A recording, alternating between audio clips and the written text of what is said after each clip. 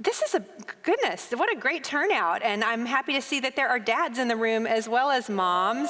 Way to go, dads. Way to go, dads.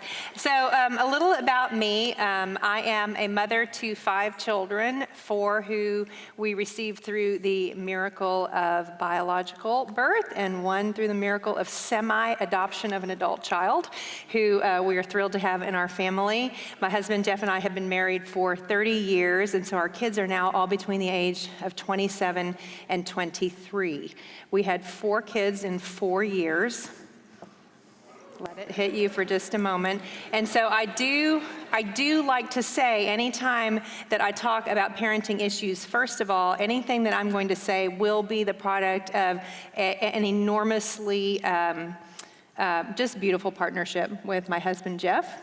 And that I can only tell you what we did. I cannot tell you what to do. I will offer you some principles that I hope are helpful to anyone that you can apply. But in terms of the specifics, you are on your own, because every family is unique in many ways. The ages and stages in which you find your own children are going to be perhaps very different than what our home looked like. But I do think there will be some general principles that will, I hope, be helpful to anyone. So I'm wondering, oh, nope, it's stuck on there. We'll just leave it right there. Hi, buddy. Let's put you over there. We're here today to talk about gathered, not scattered, parenting toward a shared identity in an age of individualism. Has anybody else noticed that we love what we want when we want it in this particular culture that we are in? And so when we think about what it means to be a family, it's going to be important for us to understand how the family unit can impact individualism. Now, there is individualism, and then there is being an individual. We do want to recognize the beauty of an individual, but individualism is when the needs and wants and preferences of the one person supersede or are the first thing to come to the surface up and against the needs of the group. So my daughter, Mary Kate, she's currently in Korea with her husband, who is inconveniently in the Air Force. I'm just kidding. Thank you for your service. But she has had 2 of our grandchildren in the last couple of years. And so we went over there at the beginning of my sabbatical that I had back in April, because this sounded super restful, for the birth of her 2nd child. And what Jeff and I were responsible for doing is making that as easy as possible, which means that you get up with the baby, or I did at least. That was my thing, is I'm going to get up with that baby every time the baby cries in the middle of the night, see if I can help her and all of those things. And here is my takeaway as someone who is 54 and had my first child at age 27. Child rearing is for the young. I was so tired, and I wanted to put on a happy face and act like it was not hitting me like it was hitting me, but it was something about the 14 hours of jet lag and then the baby part that it was just like, wow, this is really a thing that you should do when you have more energy than I do, but also very happy to help and to share the burden. But when you think about a newborn, what does a newborn do? A newborn self-advocates. They cry for what they want. I hear someone testifying right now. We've got somebody giving a testimony. They cry for what they want when they want it. In fact, if you think about it, newborns are incredibly individualistic. They're there to tell you what they need, and they don't need it in a few minutes, they need it immediately. But do you know what nobody did during the 2 weeks that we were in Korea dealing with this newborn baby? Nobody said, why are you doing this? You're so selfish. Could you please pull it together? We understand that a newborn is by their right, by their biological stage, it is their right to be exactly that, to be someone whose needs come before the needs of others and who cries out for their own needs. But if you have a 25-year-old who is still doing the same thing, then something has gone very wrong in the parenting process. Because it is the hope of parents that we will raise children to be others-focused, to consider the needs of others. Particularly as Christian parents, we want to raise children who think of others first. One of the ways that this has shown up in our family at different times was when we would have people over for dinner, and then you know how you'll realize all of a sudden that you don't actually have enough food to serve everyone, and you have 5,000 children of your own who are also very hungry. And so we would, some of you have probably done this, we would sort of whisper quietly to the kids, FHB, FHB, which means family holdback. Do you guys not do this? This is worth the price of admission then, right here. You're gonna be like, we're doing it. Yeah, family holdback. And so that means that our kids are going to wait. They're gonna move to the back of the line. We're gonna move to the back of the line. Or if you're in the line already and you can't get out, you're gonna take a very small portion until you know that there's enough food for everyone. And so it was just a small way where the kids were learning, oh, I'm going to delay gratification so that others can be served first. And when, in the process of doing that, they're not thinking, but I will never get to eat. Right? They know that there will be food, even if it's not actually during that meal. They know we'll order a pizza after everybody leaves later or something like that. And so this idea of giving, letting others have the place of precedence is rooted not in a scarcity mentality, but in an abundance mentality. And that's a way of thinking more maturely than an infant would know how to think. An infant thinks that if the meal is not supplied immediately, maybe the meal is never coming. In fact, a toddler would also fall into that category. And we don't judge a toddler for that. We understand that is appropriate. It is appropriate for them to be there, but that we don't want someone to stay there. So an infant thinks me right now, but an adult thinks we, not yet. An infant thinks me right now, an adult thinks we, not yet. They defer personal needs and concerns to meet the needs and concerns of others. So I am willing to get up in the middle of the night, fix the bottle, change the diaper, even though I would like to still stay asleep, because I understand that my needs and my concerns are not the primary needs and concerns of the moment. In fact, you could probably define maturity as a movement from me to we. That is the way even that developmental psychologists talk about the stages that children move through. They become aware of others, and then they become aware of the needs of others, and they become aware of the ways that they might meet the needs of others. So maturity is a movement from right now, instant gratification, to not yet, eventual gratification. And so it's fascinating to me that our culture is dealing with what I would call the two eyes of immaturity that we need to gouge out. And those two are individualism and instant gratification. Me right now, me right now. Think about how many things in your life are fighting for you to buy into the idea that it is your right to have what you want when you want it. So like, I can vaguely think about something I want to purchase, and Amazon will drop it on my front porch 30 minutes later.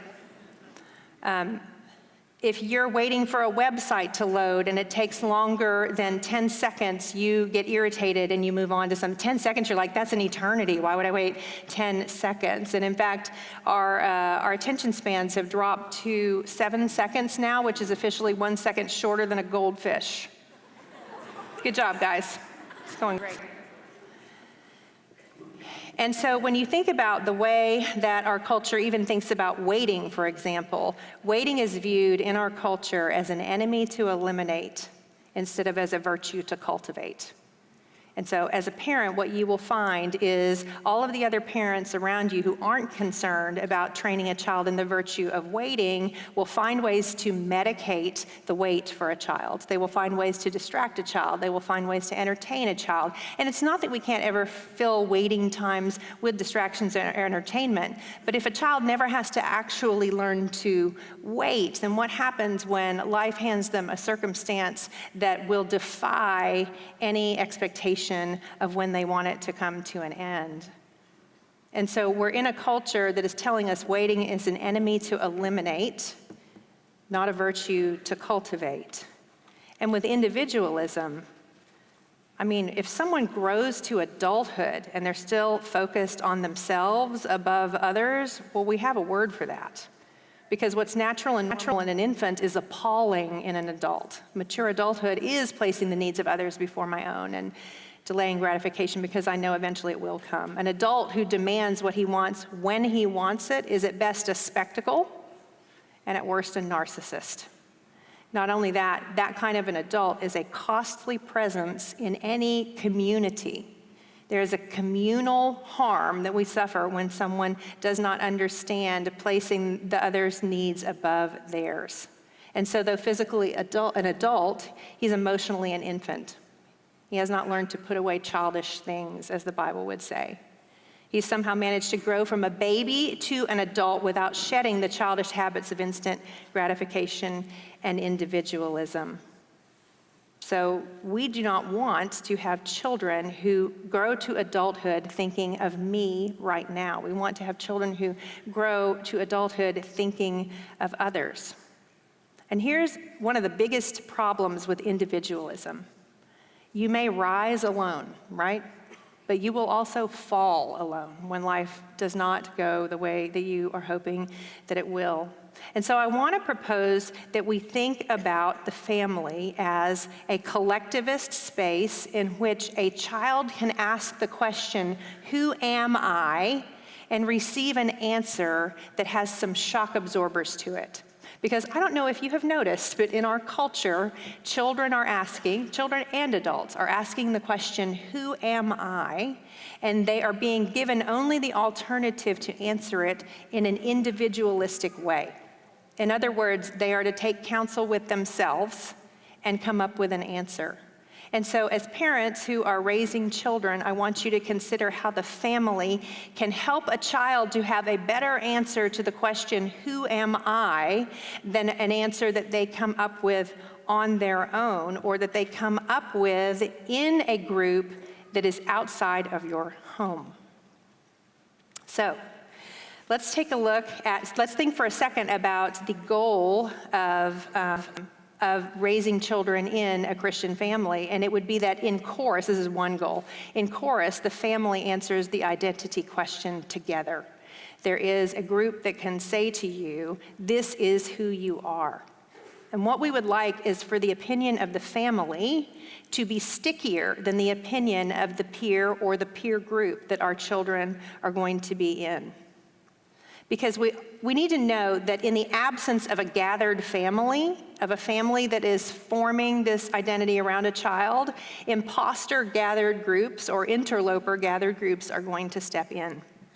But what the family can serve as, if you're familiar with the theme in Scripture of bearing witness, of the eyewitness, and how it's on the testimony of 2 or 3 that the truth of a matter is established, what the family unit can become for a child is the collective eyewitness to the truth of who that child is, where 2 or 3 are gathered. And the shared identity of the family forms the context for the individual identity of the child. So the child absolutely will have an individual identity, but that individual identity lives within the shared identity of the family as a whole. As Christian parents, we are not tasked merely with raising children who are independent and self-governing, although I very much hope you are trying to raise children who can become independent and self-governing. But we are tasked with raising children who are able to do for others what they wish would be done for them. In other words, they use their independence for service to others, not just for self-actualization. So how can we do this? How can we develop a shared identity as a family? Well, it starts with a very determined perspective, and that is this: home is seen as the primary place of belonging. Home is seen as the primary place of belonging. It does not mean it is the only place of belonging. It does not mean that they never leave it. It means that when they do leave it, they are always glad to come back to it. That is what we mean when we say that home is the primary place of belonging. And when you think about having that kind of a home, the most important way to start is to begin with the end in mind. Begin with the end in mind. Many parents are trying to parent to get through 5 o'clock. No shame. Well, a little. No, I'm kidding. Just no. Many are trying to just make it until those kids get to bed. But if you want to have a child who is going to have a culture in their home that is strong enough to impact their identity beyond just an individual understanding of themselves, then you are going to need to think with the end in mind. You're going to need to ask the question, when my children are adolescents, where do I want them to belong? Even when you have very small children. And so I want to give you a few ways to think about what needs to be shared by a family. What are the overlaps that we need if we want to have children who have a very strong sense of the family unit that they are a part of? And the first would be this: shared expectations. Shared expectations. The one way to think about the shared expectations is along the lines of obedience. It means there are things that we have, let's call them family rules or expectations, that we know are good for all of us to be able to live at peace with one another. So we're going to get to hear a message tonight on the 10 Commandments. I'm so curious to hear what J.D. Greear will say about them. I have many, many thoughts on the 10 Commandments, but most people think that the 10 Commandments are, or many people think, 10 Commandments, bad thundery God gave mean laws that no one could follow, then came grace, and we don't need to worry about them anymore, right? But actually what the 10 Commandments were doing is they were God showing us how to live God's way in God's world. They're actually a gracious gift from God to his children that he doesn't give to them until they have been delivered from slavery. And so what they're like are God's house rules. Now, Israel's going to be terrible at following them, but that doesn't mean that they weren't good. Because what God's law does is it shows people how to live at peace with him and what else?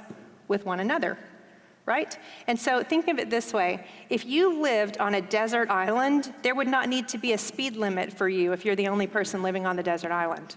Why do you obey the speed limit? You're like, I don't. Let's pretend for a minute that we all do.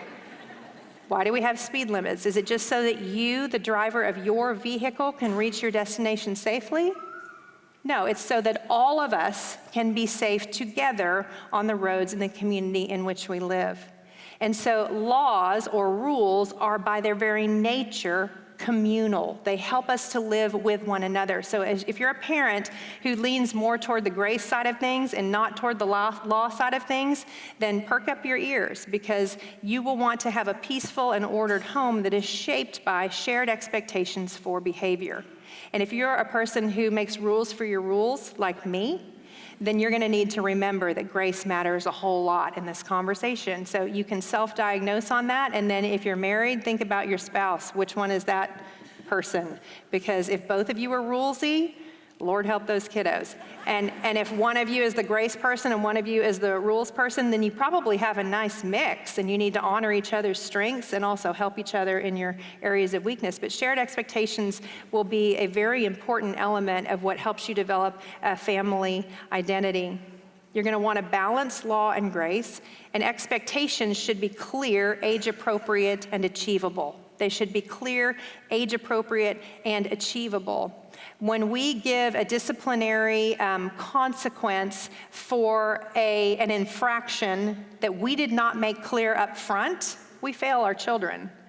But if we have made it clear up front, and the child has hopefully, if they're old enough, acknowledged verbally what that expectation is, then the consequence is actually you showing that you are a credible parent. Okay, so don't miss that.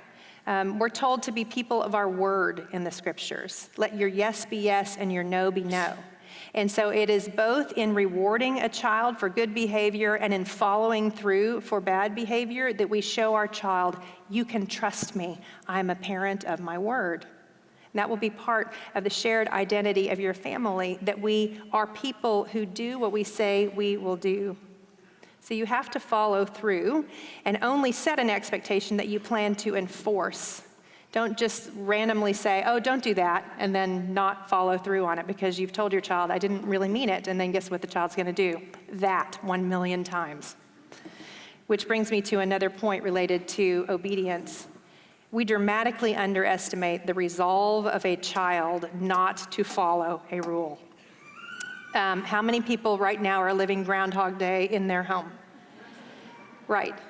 And what we don't recognize is we're like, you did it great. Like we had 3 times you messed it up and then you got it. Like you did it right. And now why are we back here again? And the kid's like, because I have more resolve than you do. And so we can't be frustrated at that. It just means we have to keep showing up for Groundhog Day, keep trying to get to the next level, keep trying to crack the code on that kid. So there's shared expectation in terms of obedience, but then there's also shared expectations in terms of responsibilities. And so depending on your context, you may have more or less, and also your family history, you may have more or less of a reflexive move to get children involved in the work of the home. But it is very important for children to take on household responsibilities that are age appropriate. And I will say that the age appropriateness of many household responsibilities is younger than many of us think. To start a little sooner than you expect by lowering your expectation for how the chore will be executed. For example, folding clothes. They can fold clothes at a very young age. They just do it very, very poorly. And it will take everything in you to say, you did a great job, let's go put them in your drawer. And then they're gonna, even if they were a little folded, they're gonna just dump them in the drawer and shove the drawer shut. And you will have to die inside just a little.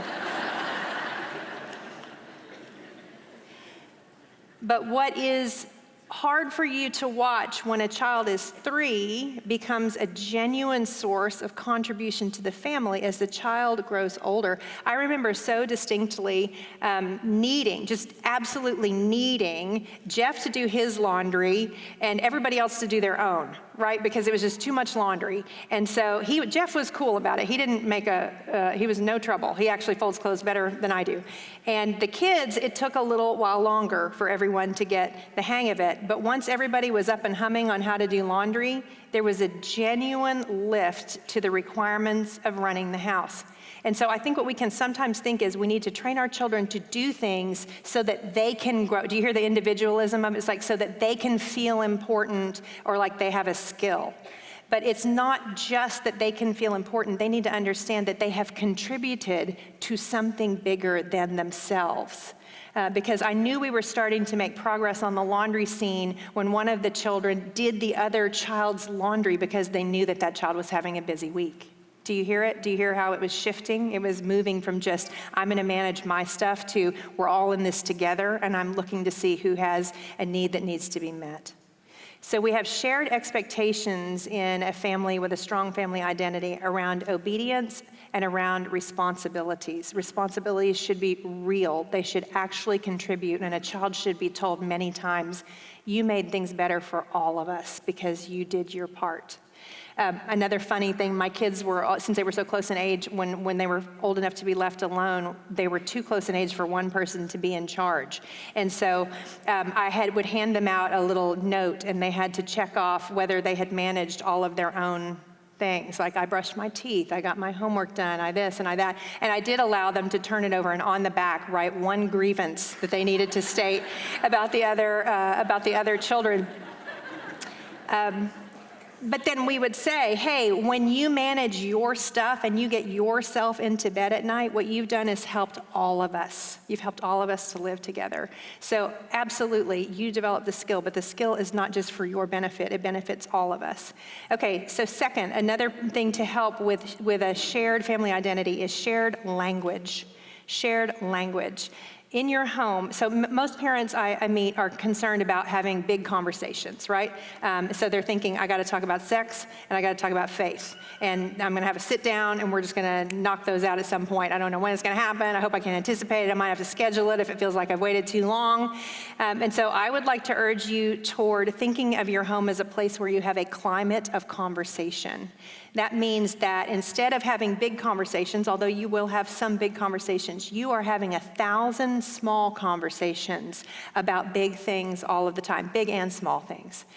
Think about the number of things that are warring against you having a climate of conversation in your home. all of the devices which either you or your child are tempted to give your eyes or your attention to instead of the people who are around you. Think of all of the car rides where you make a choice whether you're going to play music that will shut conversation down or you're going to let the silence just crush their little souls until someone starts to speak words out loud. And again, these are waiting spaces a lot of the time, right? A lot of the waiting spaces that we have that we fill with something are spaces that are custom built for these climate of conversation moments to happen. And so it means that you're thinking about how you can draw your child into dialogue all of the time. Not all of the time. I had one child who wanted to talk all of the time, and I would have to say, Mommy is done talking for now. Come back in 3 days. No, I'm kidding. It was not that long. But a climate of conversation happens when you think about how good conversations happen. Think about the conversations you've enjoyed the most. It was not one person talking and one person listening, right? The best conversationalists that you have ever been in conversation with had one particular skill that was really important. What is it? They know how to ask good questions, right? They draw you in by asking questions. I think that's what you all just said. You all said something very similar. I hope it was not the opposite of what I just said. So when you think about interacting with your child, you're showing interest in what they're thinking and doing. But for a very small child, it means you have to ask very simple questions, right? So don't ask, how was your day? Of a 2.5-year-old. Say, did you sit next to someone at lunch today? If they go to a little pre-K. Who did you sit next to? Jimmy. Nobody names their kids Jimmy anymore. Stay with me. And then I would draw something on their napkin that they had in their little lunch so that I could say, was there something drawn on your napkin? What was it? Turtle. Yeah, a turtle. Mom drew a turtle on your napkin. That's it. But what you're doing is over time, those conversations age as the child ages, but the child's expectation now is, when I come home from somewhere, we talk about it. And so you keep that building year after year so that it is reflexive for them. And I'll tell you, when they hit middle school and high school, there's always going to be some of that, they become more their own person, and that's completely appropriate, where they're going to withdraw some. But if you've given them this muscle memory around entering into dialogue with you, it comes back. They start to just do it reflexively, and so they're not as withdrawn as they might otherwise be when all the hormones begin to rage and all that stuff happens. Okay, then another important aspect of shared language is communicating in conflict. And that means that we're going to think really hard about our tone and our word choice when there is conflict that needs to happen. And we are always going to remember in a time of conflict that at a bare minimum, our child is also our neighbor, which means that we will speak to our child in ways that dignify them as a person, even when we're frustrated, even when we're tired, even when we're angry, because what you're telling them is conflict does not mean relationship is sacrificed. I still value you and see you, and we can work to the other side of this. Both in communicating in conversation and communicating in conflict, it is important for us to remember it needs to be a dialogue. Because when conflict arises in particular, we have a tendency to not have a dialogue, but have a monologue, where one person is talking and another person is listening. But if you have ever sat through a monologue, you know that a monologue turns pretty quickly into a soliloquy, which is where one person is talking and no one is listening. So if you are prone to lecturing, if you are prone to making statements before you ask questions, you're going to be even more prone to that when you are dealing in conflict with a child. The best thing I can give to you, especially as you head into the adolescent years, is give yourself the instinct of ask, don't tell. Ask, don't tell. Draw them in with questions, identify what's really going on, and make sure that the question is not asked in a snarky tone or a frustrating tone. Ask a genuine question that can help move through to the other side of the conflict. So you will need a climate of conversation, and that conversational climate will be characterized by kind words. By kind words. Kids with kind words will be alien and strange everywhere outside of your home. But your home can be a place, maybe the only place, where they hear kindness used on the regular. Sarcasm, bullying, and teasing make a home unsafe. And so even if you grew up with it and it felt normal to you, because that's me, I had the spiritual gift of sarcasm. It was the love language of my family of origin, and we all got the joke. So for a long time, I didn't know that nobody else who I was trying to be in relationship with was receiving it the way that my family had. But these things are things that erode trust and keep people on guard with one another. And so in your own home, grant your child the safety of a place that says sarcasm, bullying, and teasing will not have a foothold here. Words of gratitude, encouragement, and support absolutely will. And so when you have a time where you sit down as a family for family devotion, devote some of that time to building one another up in love. It will bear rich dividends. Shared language should also involve reconciling words. In other words, we train our children in the liturgies of forgiveness and in the liturgies of repentance. And I would urge you to do so even before your child is able to feel the right emotions to support those liturgies. We train a child to say, I'm sorry, and we allow them to say the words even before they feel sorry. You know what this kid looks like. Sorry. And you're like, good sell. You tried hard on that. No, but that would be sarcasm, so you wouldn't say that.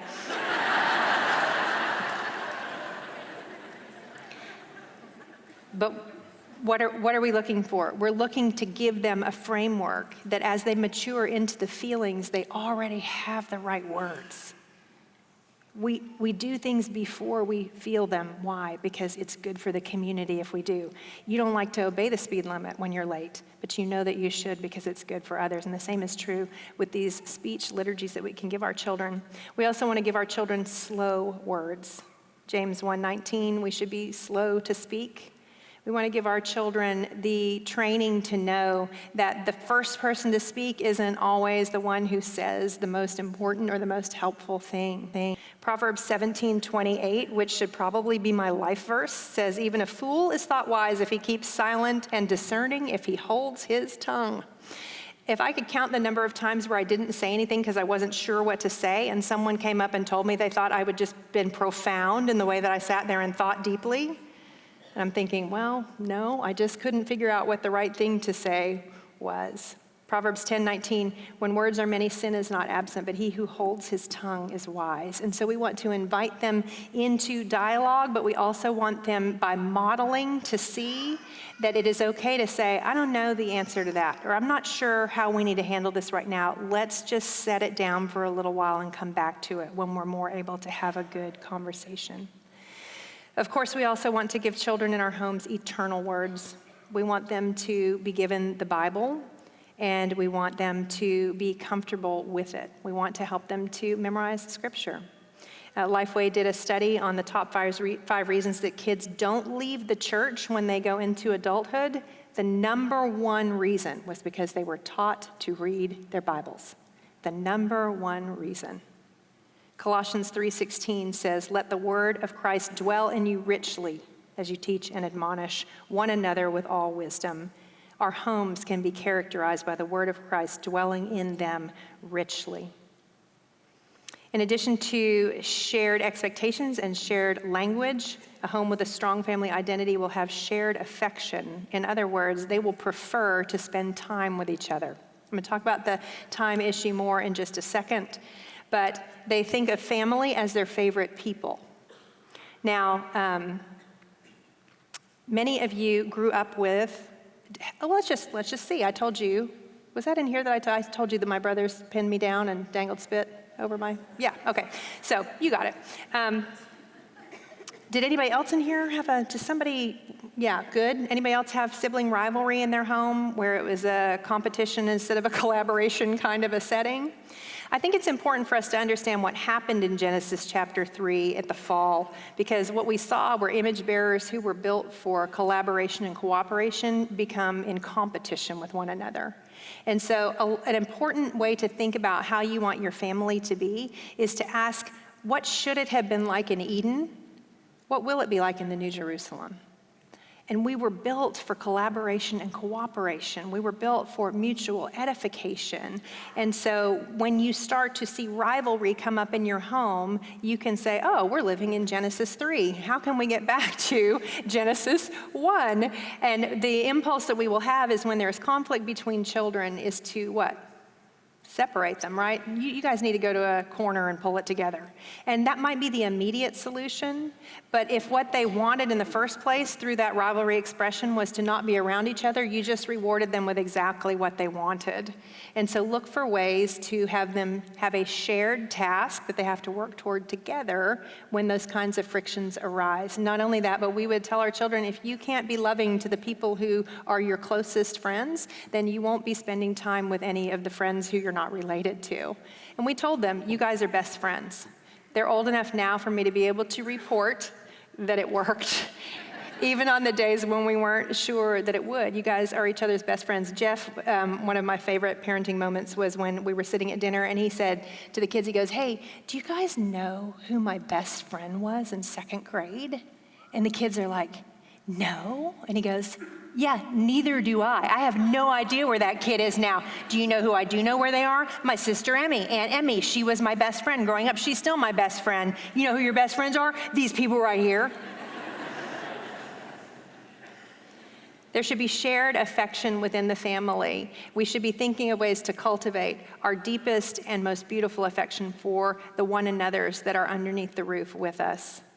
Fourth, a family with a strong identity will have a lot of shared time together. They will have shared interests and they will have shared experiences. Deuteronomy 6, which I'm sure you're all familiar with, speaks of this kind of overlap in time. It seems to assume that there will be moments when we all sit in our houses together. And when you think about your child's schedule, this is where the individual identity of the child really is going to rise to the surface, because the way that children grow up today in most cases is where, I'm trying to think of current kids' names, so I won't say Jimmy again. Declan, well, he's a baseball player. And Ryan, it's a girl, Ryan's a girl. Ryan, she does golf and dance, but it's like when people walk up to your child, they will often say, well, what do you do? And it's like, well, he's actually unemployed. He's on the dole in my home right now. But we tend to think of, what is the thing or the things, what are the things that my child needs to be able to develop their individual sense of what they are good at? And I think that these things matter. We had a particular circumstance where we had so many kids so close together that the financial cost and the calendar cost for a child to do more than one activity, any given child to do more than one activity, was not going to be doable for us. So our family rule, I am not prescribing this, is one or none. We said you could do one activity or no activity. Well, I'll tell you, when someone finds out that your child is involved in no activities, because we had a kid who chose none every single time, they are like, what is wrong with you? Do you not love this child? I'm happy to report he turned out to be a delightful human being. He does not seem to resent that we did not try to expose him to the things that would have made him a pro athlete, etc. But here's the reality. Parents are the gatekeepers for our children's schedules. If our children are overprogrammed, and it seems that many are based on what we're seeing with anxiety and depression and related to sleep deprivation, which is what the high school counselor told us was the number one thing that she saw, then the arrow doesn't point at the child. The arrow points at us as the parents. We're the gatekeepers for our children's schedules. And we all want quality time with our kids. Like, that's the unicorn of parenting, is that quality time moment. But everyone understands implicitly that quality time is a function of what? Quantity time. It just shows up when you're not expecting it. You don't get to schedule it. And so quantity time, if we're going to prioritize that as wanting to have a shared identity as a family, means we're going to have to time and time again assess what has wandered onto the calendar as we've just kind of added things but never taken things off. Have you seen this happen in your own life? So periodic evaluations. Do we still want to do this? We were doing this. Does this still make sense? Here are some evaluation tools that Jeff and I used with regard to activities. I've told you one or none. But we also had to ask, does it sabotage life skill training? So in other words, is the child so busy doing the activities that they don't have time to learn to fold the laundry? Or they don't have time to manage all of their contributions that keep the home running because they are out doing these other things? Second would be, does it sabotage weekend downtime or worship? I know that occasionally things will pop up that take place when your church is holding the gathering, but it's one thing for that to be a 1 or 2 times a year thing. It's another thing if it is torpedoing the ability of you all to be together at church on a regular basis, or just weekend downtime. When is the time when everybody just relaxes and sits around together waiting for those great conversations to emerge? A third, and related to that, is does it sabotage family dinners? It is not an understatement to say that if you want to live a countercultural life, have family dinners 4 nights of the week. You will look completely different than other parents that you encounter. It's been shown that children who have dinner with their families 4 times a week are at far less risk for risky behaviors and substance abuse. It's a pretty simple fix. It's also the place where some of the best conversations are going to happen. Does an activity sabotage bedtime? Is it keeping a child out? We were famous at our last church for pulling our kids out of scripture memory, where they wore little paramilitary uniforms. You know the one I'm talking about. We had to pull them out of it because they were so exhausted the next day that they couldn't function at school. And so that looks really great when you're on staff and you're all about Bible literacy and you're like, no, we're going to opt out on Bible memory. But it wasn't the timing of bedtime. It didn't work. And here's a big one when we're talking about shared identity. Does the activity pull our family apart or push us together? If we're all heading out the door to different things, then where are we able to either celebrate each other at our own thing that we're doing or just be together? Is it appropriate for my child's age? Is it an activity my child can enjoy or benefit from into adulthood? Is a very, very big one. That's why you might choose a musical instrument over rugby. You can play rugby for a while. I'm not dogging it. All the rugby haters or lovers, don't come after me after this, because you're probably stronger than me, honestly. My daughter-in-law, after hearing me talk about this, she said, you just really hate sports, don't you? And I was like, yeah, no, not really. I was in the band. Okay, here's another question, can we afford it? And that's a question that I think we just think, well, why would we not spare any expense? No, can we afford it? And then notice that in this question list, I do not have, does my child love it? That's because your child loves Skittles and Pop-Tarts, but you don't feed that to them for dinner every night. A child only knows the thing that they're doing. They only know to love the thing that they're doing. They don't have the breadth of experience that you have. And so they don't know whether they might love something else or nothing at all. And so it's important to weigh, especially as the child gets older, whether they love something that they're doing, but don't let it have too much power over you if it's doing this next thing, and that is if it does not acknowledge the shared costs that the family bears for any activity that any one member of it is in. So for a child to be in an activity doesn't just cost that child, it costs all of us something. It doesn't mean, and for a parent as well, it doesn't mean that the cost is not worth it, but it means that we need to pay attention to the cost and lay it against the other things that we're spending our time on to make sure that it is in fact worth the time that we're giving to it. So those are some ways to identify whether the activities you do say yes to might be worth your time or something that you need to pause or say no to in the future. When you think about entertainment, is the way that you spend your time you have in entertainment individual-focused or family-focused? We've undergone such a transformation in the way that we receive entertainment. Like when I was growing up, there were shows that were meant for the whole family to sit down and watch. But so often now, shows are geared toward, this is the show for your child, and your child can watch this show while you watch the show that you don't want your child to see because it's too fill in the blank.